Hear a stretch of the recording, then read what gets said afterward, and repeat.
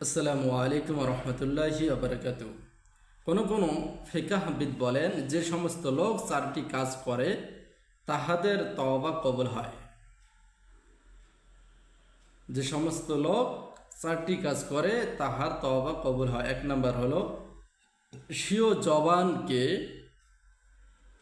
বেহুদা গীবত, চগলখড়ি এবং মিথ্যা থেকে বিরত রাখে। দুই নম্বর হলো তাহার অন্তরে কোনো মানুষের হিংসা রাখে না। তিন নম্বর হলো অসৎ সঙ্গীদেরকে বর্জন করে, তাহাদের কাহারও সঙ্গী হয় না। চার নম্বর হলো সে সর্বদা মৃত্যুর জন্য তৈয়ার থাকে, অতীত গুনাহের জন্য লজ্জিত, ক্ষমাপ্রার্থী এবং প্রতিপালকের ওপর নির্ভরশীল হয়। দুর্রে মনসুর কিতাবের মধ্যে উল্লেখ রয়েছে এই চারটি কাজ করলে তওবা কবুল হয়। আল্লাহ পাক যেন সবাইকে এই চারটি